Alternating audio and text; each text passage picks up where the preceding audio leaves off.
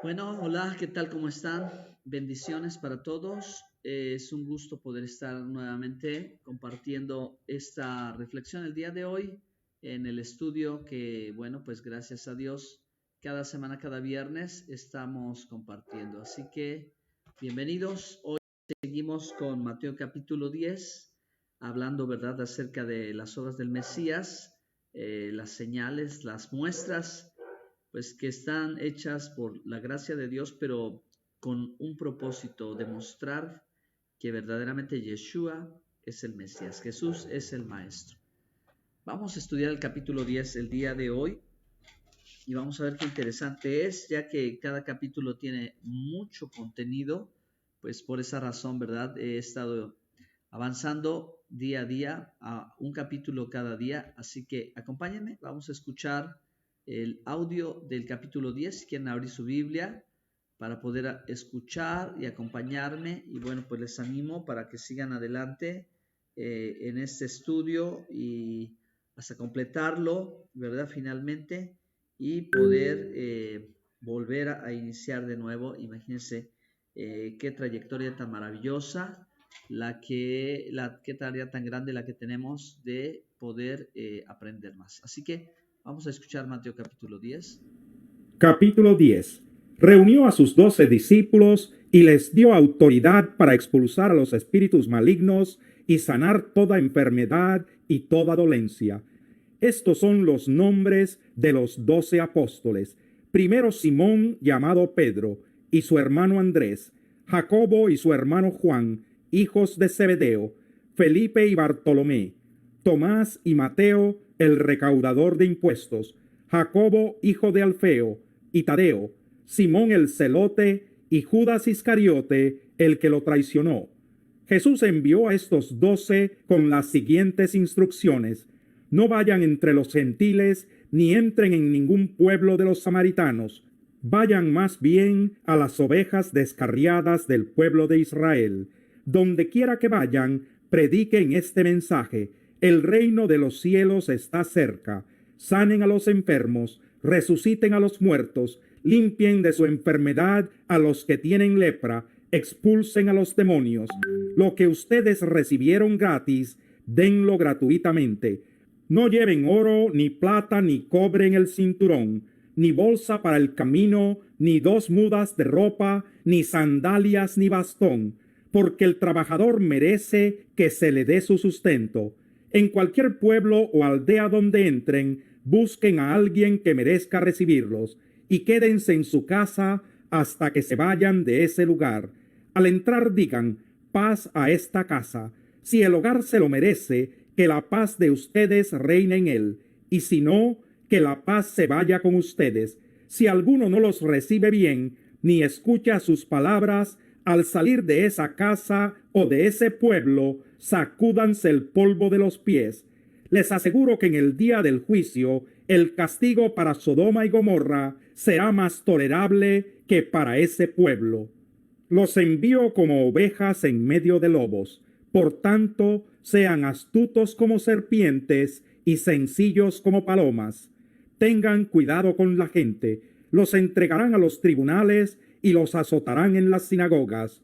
Por mi causa los llevarán ante gobernadores y reyes para dar testimonio a ellos y a los gentiles. Pero cuando los arresten, no se preocupen por lo que van a decir o cómo van a decirlo. En ese momento se les dará lo que han de decir, porque no serán ustedes los que hablen, sino que el Espíritu de su Padre hablará por medio de ustedes.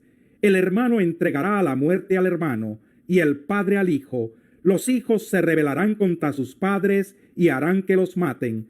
Por causa de mi nombre, todo el mundo los odiará, pero el que se mantenga firme hasta el fin será salvo. Cuando los persigan en una ciudad, huyan a otra. Les aseguro que no terminarán de recorrer las ciudades de Israel antes de que venga el Hijo del Hombre.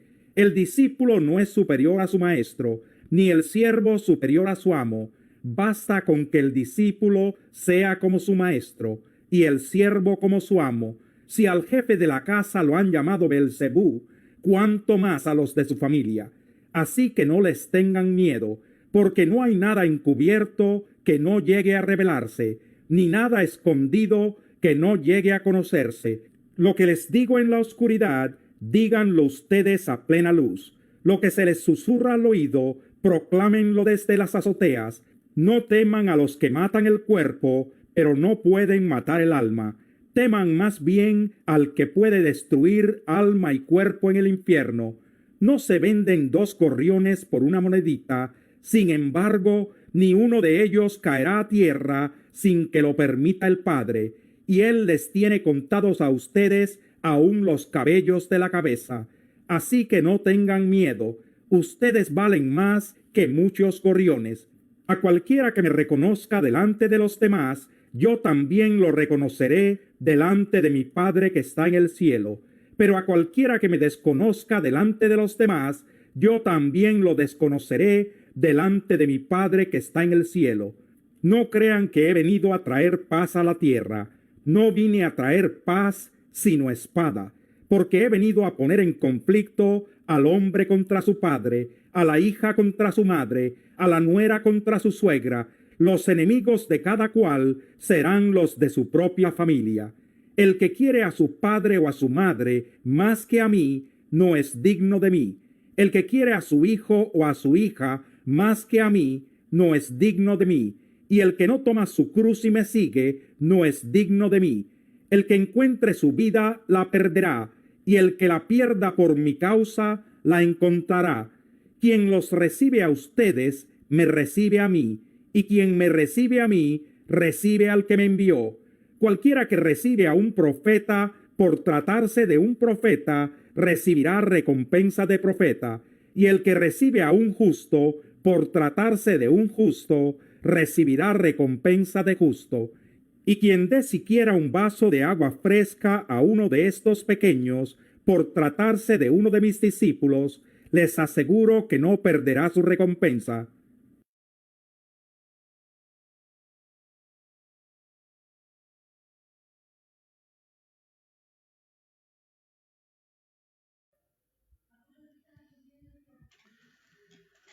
Amén, amén. Bien. Amén, amén.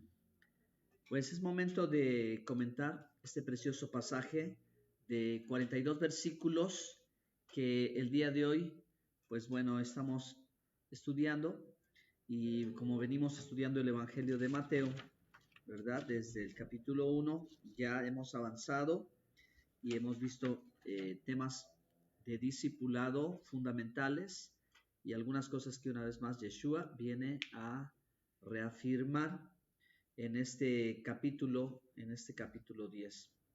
Entonces, iniciamos con el hecho, ¿verdad?, de que en el capítulo 10, verso 1, Yeshua llama a sus 12 talmidim. En hebreo, discípulo es talmidim, talmid o en plural talmidim. Y esto, bueno, era parte del contexto en cómo se relacionaba el maestro y el alumno dentro del pueblo judío. En griego aparece la palabra matete, ¿sí? Matete, que implica aprender y que sugiere un esfuerzo, así que un discípulo es el que aprende, que sigue a su maestro y sus enseñanzas, pero también que las practica, ¿no? Y que las enseña. Entonces el círculo completo para un talmid o para los talmidín es aprender, practicar y enseñar. Así que vemos, ¿verdad?, cómo ellos fueron revestidos de autoridad en el nombre del Mashiach, y por la causa de él es que ellos van a cumplir una misión. Y Yeshua les da instrucciones específicas, y la palabra instrucción en el hebreo es Torah. Torah es instrucción, ¿sí? Y ese es el nombre que lleva, pues en un principio, las Sagradas Escrituras, la instrucción de Dios, la instrucción de Dios.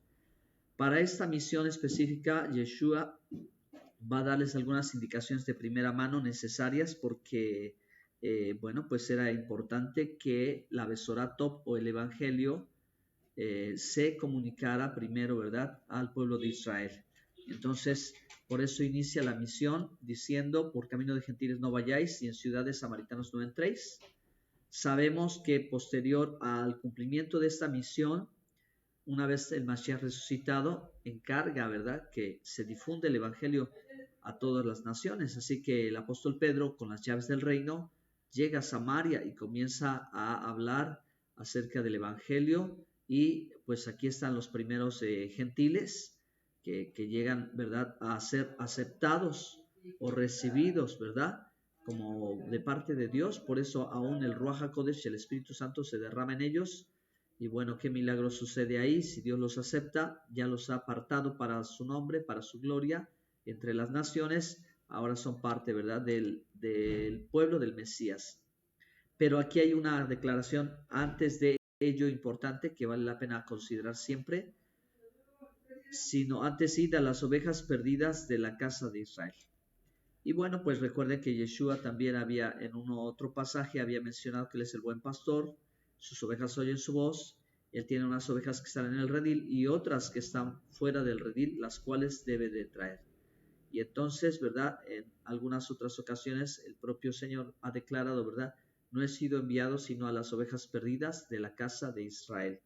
Y bueno, pues esta porción de este versículo 6 tiene un contexto histórico profético interesantísimo, y esto está relatado en el Antiguo Testamento desde el hecho de la división del reino y la dispersión, ¿verdad?, por Asiria, la cautividad por Babilonia, ¿verdad?, y cómo las tribus, una proporción importante de las tribus de Israel quedaron por siglos, ¿verdad?, sin identidad, puesto que el pueblo de la tribu de Benjamín y Judá se nombraron, ¿verdad?, en los tiempos de la restauración como el pueblo judío.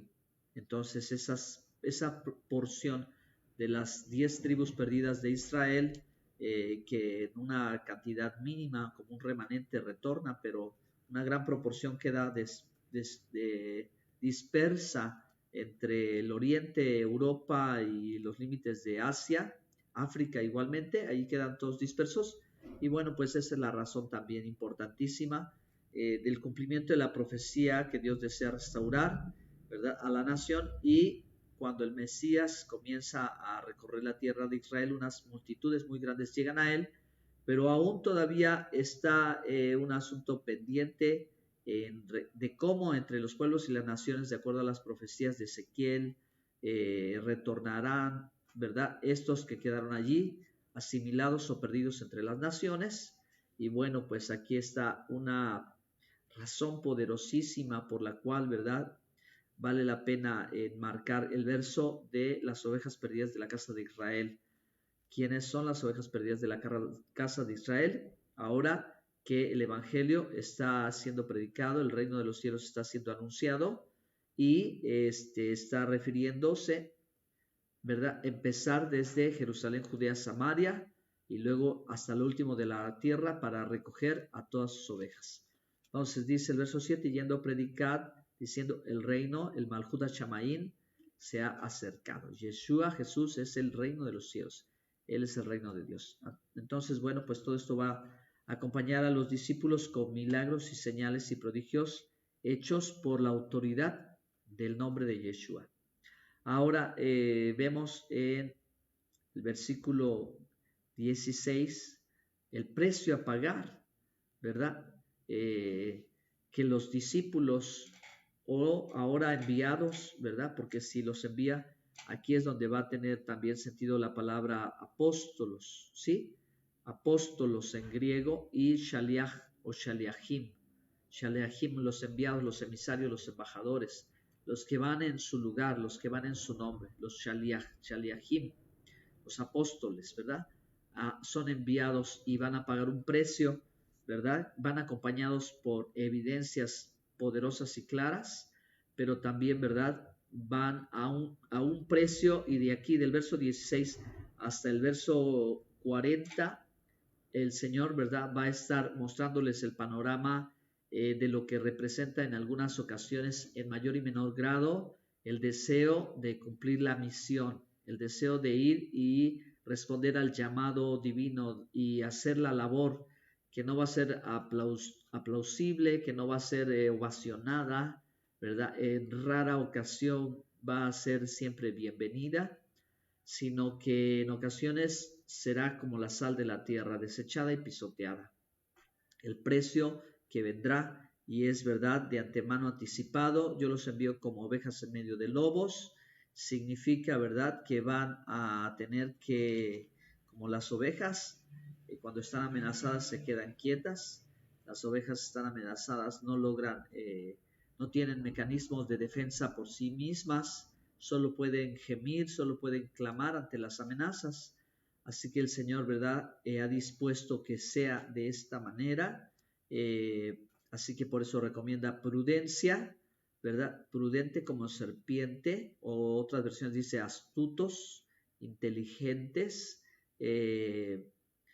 sagaces, capaces, ¿verdad?, de mirar al fondo, no dejarse llevar, y la sencillez, la serenidad de una paloma, pero también la astucia de una serpiente. Entonces, aquí vamos a necesitar de estas dos cualidades para enfrentar a la gente en su rechazo, en su cuestionamiento, como lobos, ¿verdad? Ya el lenguaje está mostrando esas características que tienen, ¿verdad? De violencia, de agresividad, de amenaza, de presión, etcétera, ¿sí? Y bueno, pues el Señor da estas claras recomendaciones de lo que va a significar, y si Él como maestro padeció para darnos ejemplo, no porque no pudiera hacer algo, sino para mostrar ejemplo, para enseñarnos obediencia, entonces así también, ¿verdad? El discípulo va a establecer como su maestro para aprender obediencia. Entonces, tarde que temprano, los discípulos saben que llevando la palabra de verdad, la Torah Emet, la palabra de verdad, la instrucción de verdad, las cosas tarde que temprano se van a disipar. Por eso dice, no hay nada encubierto que no haya de ser manifestado, ni oculto que no haya de saberse. Y ellos van como luz, van a alumbrar. Así que se va a ver, ¿verdad? Se va a ver, y eso es lo que va a pasar. Entonces, por eso les da confianza de no tener temor al hombre, sino tener temor solo a Dios. ¿Ok? Lo que os digo en tinieblas, verso 27, decidlo en la luz. Muy interesante. Y lo que oísteis al oído, proclamando desde las azoteas ahora. Porque recuerden que Yeshua, algunos los decía, guarda silencio, no, por favor no vayas a decirlo, no lo difundas ahora. Y aquí en este pasaje el Señor está dando una clave importante de lo que ha pasado, que se ha dicho, por así decirlo, se ha dicho en secreto, se ha dicho a voz baja, ¿verdad? Ahora es momento de decirlo en alta voz, ¿sí? Ahora es momento de difundirlo, de hablarlo abiertamente. Algunas cosas que estaban para un momento reservadas, ahora es otro momento en el que tiene que ser difundido de esa manera, y los apóstoles, ¿verdad?, deben de tener total confianza. Recuerden que pasajes atrás el Señor ya habló acerca del valor de cada uno de sus hijos, y hijo en el contexto bíblico también es sinónimo de discípulo, porque el hijo es educado por el Padre, es instruido por el Padre, y esa es la relación del discípulo con el maestro, ¿de acuerdo?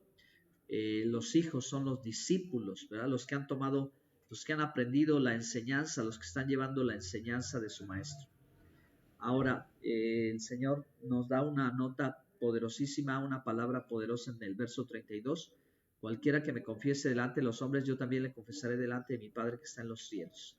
Entonces, hay momentos en los que esta situación de confesar o no confesar se vuelve crítica, se vuelve difícil, y requiere valentía, pero también por algo lo ha mencionado el Señor, porque, ¿verdad? Es algo importante, el lograr confesar, el lograr aceptar, el lograr delante de los hombres decir,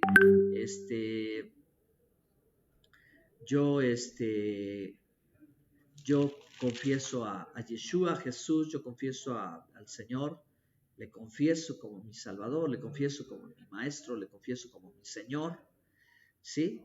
Y eso puede implicar pérdida de negocio, pérdida de trabajo, puede implicar rechazo, puede implicar, tantas cosas en la vida común de los hombres y también en algunos círculos religiosos, ¿verdad?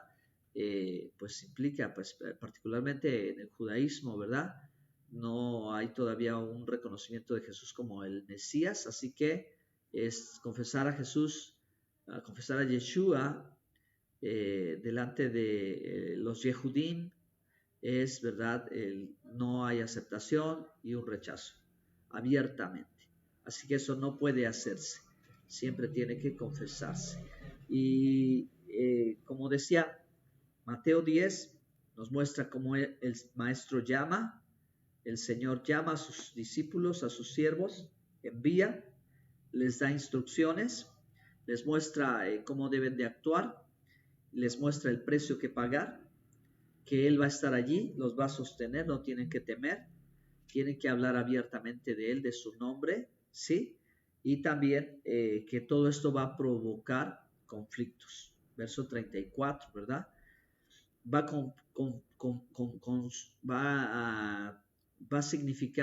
Esto va a significar conflicto, ¿verdad? No penséis que he venido para traer paz a la tierra, no he venido para traer paz, sino espada. Entonces, la referencia, ¿verdad? Nos habla de la verdad, nos habla de lo que representa el Evangelio. Lo que sucede en un hogar y en una familia, cuando uno cree en el Evangelio, y la metida de la espada o el corte de la espada, y no simplemente ya creí en el Mesías y todos te abrazan, todos te felicitan, todos te dicen que bien, todos te dicen que bueno, síguele adelante, no, sino que la espada viene porque va a empezar a cortar tradiciones, va a empezar a cortar lenguaje, va a empezar a cortar amistades, va a empezar a cortar de todo lo que el hombre se ha llenado y que le ha afectado y que es básicamente por el pecado, lo que le está lastimando y lo que le está dañando el Evangelio y Yeshua, el Mesías y su palabra y la verdad, va a empezar a cortar. Por eso dice, conoceréis la verdad y la verdad os hará libres. Entonces, ¿qué hace la espada? Corta, ¿verdad? Todas esas ataduras, corta todas esas raíces, corta todas esos lazos, ¿verdad? Y los empieza a cortar, a lo cual en tu alrededor, a personas alrededor de ti que no lo están viviendo como tú, no lo pueden entender y eso va a provocar, ¿verdad? Un conflicto espiritual, un conflicto emocional, un conflicto social, del cual no hay otra manera de librarse, de salirse, si no es que el Señor venga, ¿verdad?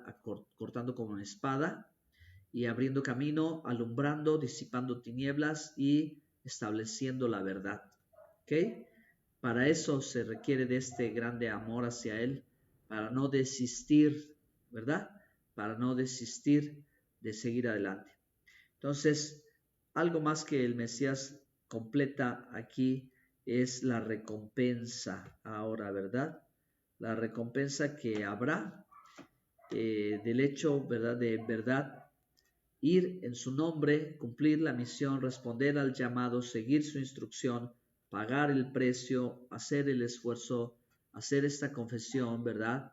Delante de los hombres, cualquiera que fuera su círculo, su relación laboral, una relación sentimental, una relación social, una relación familiar, una relación religiosa, etcétera.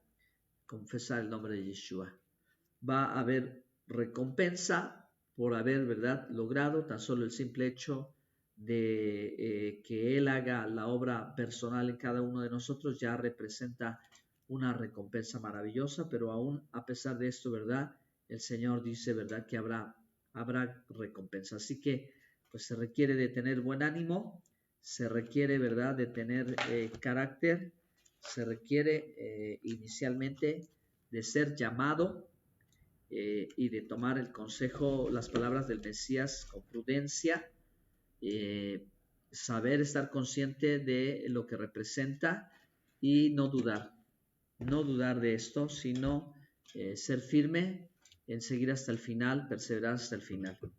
Bien, pues bendito sea el nombre del Eterno, que tengan un bendecido fin de semana. Decimos gozo y paz, Shabbat Shalom, Paz y gozo para todos ustedes. Shabbat Shalom. Con la ayuda del Señor seguiremos adelante. Ustedes pueden ver que el estudio de capítulo a capítulo tiene bastante contenido y estoy tratando de darle un buen contenido interesante para, para que podamos, ¿verdad?, adentrarnos más, tomar más en consideración estos pasajes y estas palabras que, ¿verdad?, las veremos repetidamente en los otros evangelios y en esencia en todo el Nuevo Testamento. ¿Ok? Esto es una maravillosa confirmación de estas grandes enseñanzas que el Mesías vertió a sus apóstoles, discípulos, y que los apóstoles o discípulos vertieron a la iglesia y, ¿verdad?, después tomaron forma y fueron redactadas. Así que, pues gracias al Señor, bendiciones a todos, que el Señor les bendiga. Vamos a despedirnos, vamos a salir ya de la señal de Facebook y bueno, pues espero poderlos ver y seguir adelante en este plan de estudios. Que Dios les bendiga.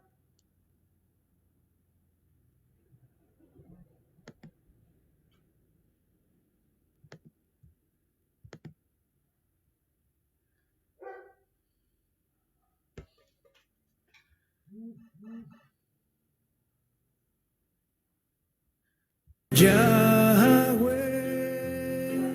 Panavelecha, Veyasem Lecha, Shalom, Yevarechecha Yahweh, Beishmerecha Yahweh. Yahweh, Panavelecha, Vihunecha Isa. Yahweh, Panavelecha, Beyasem Lecha.